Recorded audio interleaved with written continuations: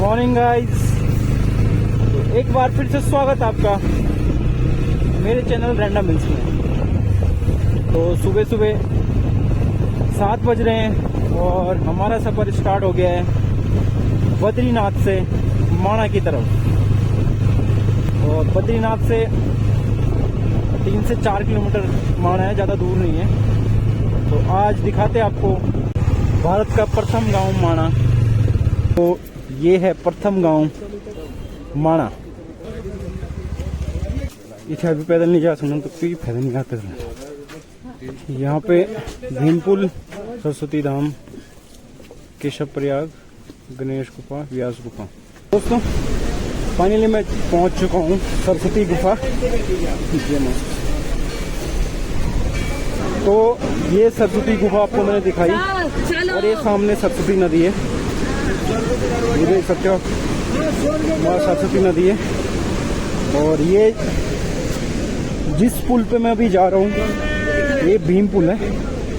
जब पांडव स्वर्ग की ओर गए थे तब सरस्वती नदी को पार नहीं कर पा रहे थे, जिस कारण महाकाय भीमबली ने ये पुल बनाया था। ये वेद व्यास जी,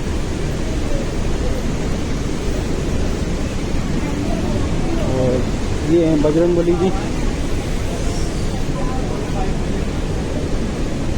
अच्छा अलाउड नहीं, कोई बात नहीं। ये आप बहुत नजदीक से देख सकते हैं। ये उद्गम स्थल है सरस्वती नदी का,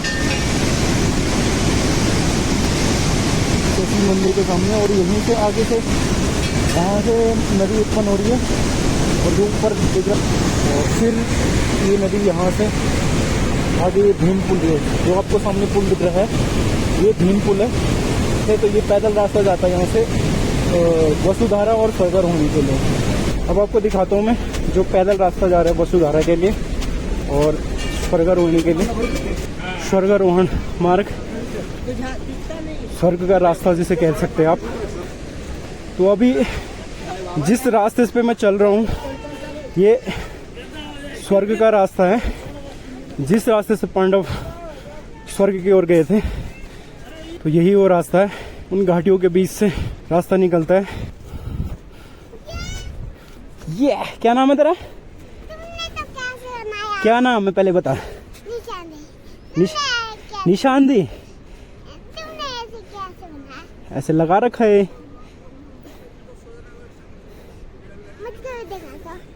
तो दिख तो रहा है कैमरे में, अभी दिखाऊंगा तेरी वीडियो, ठीक है?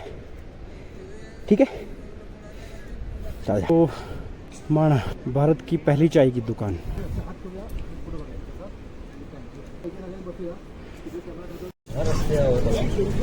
दादी प्रणाम। स्वास्थ्य पानी ठीक चा? सर्विस कर रहा ना, खाली घूमना, जगह जगह घूमना। माँ बाप गाँव में, तभी तो वही चाहिए। पेट को हो गया तो आनंद खेलो कूदो। खतरनाक घर है कितने हफ्ता क्या? नाम भी तो होगा कुछ? देवी। अच्छा देवी है यहाँ माणा गांव की। ठीक ठीक। सबका है, कितना है, ये उधर है, ये उधर है, ये उधर है। तो आप खाली सर्दियों में रहते हो यहाँ? हाँ 6 महीने। फिर नीचे गोपेश्वर? 6 महीने गोपेश्वर।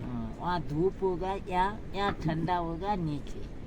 मैं पौड़ी गढ़वा लो। पौड़ी गढ़वा हमारा हाँ गाँव का साइड गोपेश्वर नहीं। हाँ हाँ हाँ ठीक। तो थोड़ा टोपलो क्या पहले ये आप तो फैशन से यू गाड़ी चलाना को बाइक में है ना, बाइक में बोले कि नहीं। हाँ बाइक गाड़ी। हाँ यू वीडियो बनाना को तब तभी तो एक मुठ्ठी। ठीक दादी प्रणाम। दादी प्रणाम।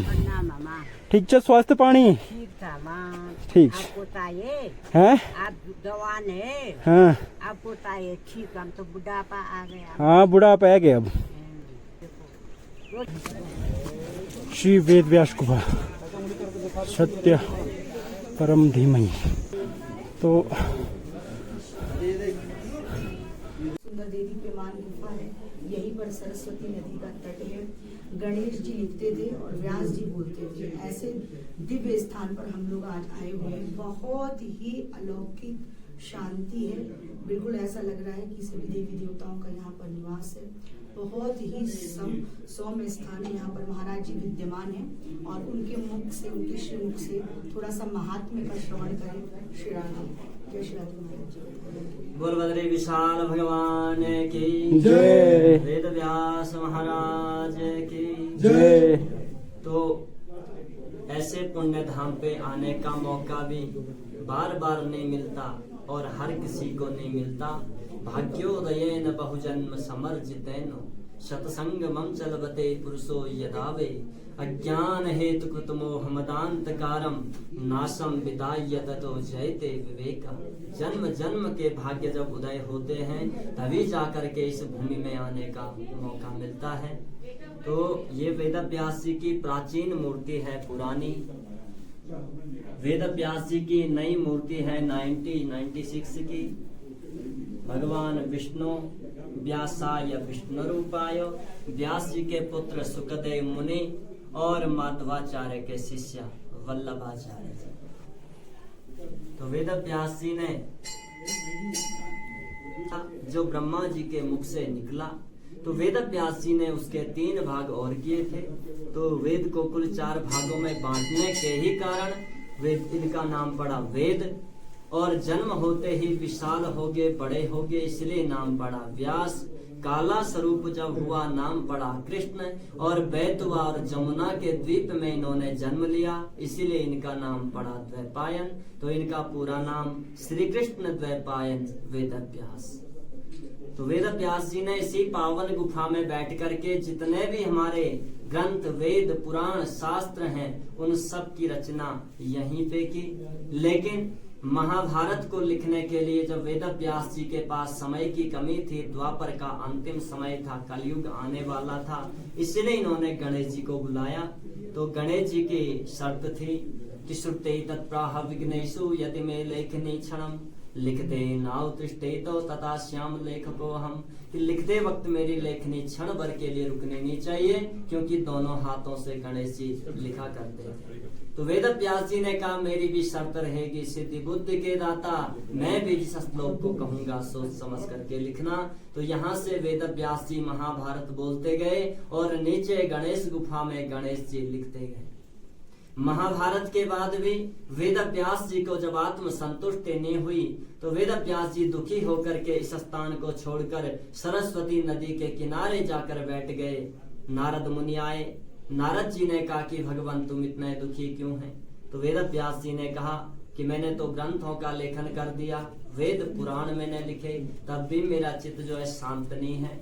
नारद जी ने कहा आपने तो ब्रह्म सूत्र की रचना कर ली, इतिहास पुराणों की रचना कर ली, पर अभी तक तुमने कृष्ण के गुणानुवादों का वर्णन नहीं किया। तब यहाँ पे आकर के नारायणम नमस्कृत्य नरम चैव नरोत्तमम देवीं सरस्वती व्यासम ततो जयमुदीरयेत्। नर नारायण भगवान को प्रणाम करके माँ सरस्वती की वंदना की और इस पावन गुफा में आकर के भागवत महापुराण की रचना की। बोल भागवत महापुराण की जय। वेद व्यास पुत्र सुखदेव जी जो 12 साल तक रहे माँ के गर्भ में, कहा कि जब तक श्री कृष्ण जी के दर्शन नहीं हुए मैं जन्म नहीं लूंगा।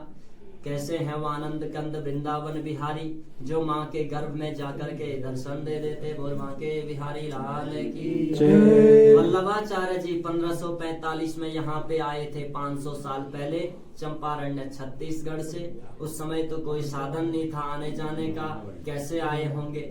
11 साल की उम्र में एक ही सूत्र लेकर के वल्लभाचार्य यहाँ पे आए कि ब्रह्मणत्याम सरस्वत्याम आस्तमो पश्चिमी तटे सम्या प्रासति प्रोक्तो ऋषीणाम सत्रवर्धनम तस्मिन् स्वास्थ्य में व्यासो बद्री षंड मंडिते। कि जहाँ पे ज्ञान को देने वाली माँ सरस्वती की धारा हो, सम्य प्रास्त नामक क्षेत्र जहाँ पे नर नारायण जी ने जन्म लिया हो, बद्री षंड मंडिते बेरी की झाड़ियां जिस स्थान पे हो उसी स्थान पे वेद व्यास जी का पुण्य धाम होगा। और जैसे ही यहाँ पे पहुंचे तो साक्षात दर्शन हुए वेद व्यास जी के। अस्वस्थामा बलिर्व्यासो हनुमानस्य विभीषण कृपा प्रस्तुराम सप्ते तैसर जीविनो। वेद व्यास जी अंगुष्ठ मात्र में आज भी धरती पे भ्रमण करते हैं। और गुफा का जो ये पत्थर है, ये शिला जो है, ये व्यास पुस्तक है। इसकी जब बाहर से देखते हैं तो ये अलग अलग लेयर्स नजर आते हैं इस पे। तो ये भोजपत्र थी, कलयुग के प्रभाव के कारण पत्थर में अवतरित हुई। तो बद्री विशाल के अंदर भगवान विष्णु जी की मूर्ति स्वयंभू है, किसी कलाकार ने उस मूर्ति को बनाया नहीं। तो भागवत की बुक साक्षात कृष्ण स्वरूप होती, इसीलिए पत्थर में अवतरित हुई। बोल बद्री विशाल भगवान की जय। जय जय श्री राधे महाराज जी, बहुत सुंदर, बहुत व्यासाय विष्णुरूपाय व्यासरूपाय विष्णुवे नमो वै ब्रह्मनिधये वासिष्ठाय नमो नमः विकाराय श्रद्धाय नमः परमात्मा नमस्कार।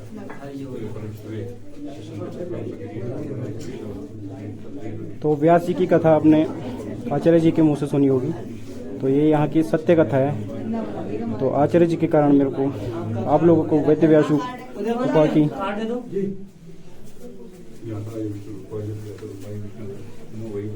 दर्शन मैं आपको करा पा रहा हूँ। तो ये आप देख सकते हैं वेद व्यास गुफा। तो अब लास्ट फाइनल हुआ है गणेश गुफा, और गणेश गुफा के दर्शन कराने के बाद हम चलेंगे वापस। तो ये है गणेश गुफा।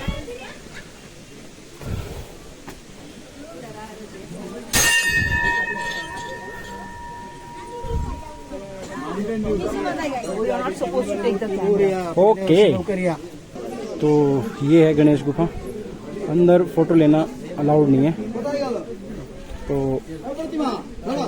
इसके अंदर से गणेश गुफा, जहाँ पे गणेश जी ने सारे वेद, उपनिषद, महाभारत, महाभागवत, सारी जो वेद उपनिषद है यहाँ पे लिखे थे। और जो व्यास गुफा आपको दिखाई थी, व्यास जी ने वहाँ से बोल के और गणेश जी ने यहाँ लिखे थे। तो दोनों में कम से कम 200-300 मीटर की दूरी है दोनों गुफाओं में। तो व्यास जी उस गुफा में अंतर ध्यान होके बोलते थे मन ही मन, और गणेश जी यहाँ पे अंतर ध्यान होके लिखते थे दोनों हाथों से। सारे वेद जो हमारे पुराण हैं सारे यहाँ पे लिखे गए हैं। तो अब मैं दर्शन करता हूँ, आप अंदर के दर्शन कीजिएगा। ये आप देख सकते हैं।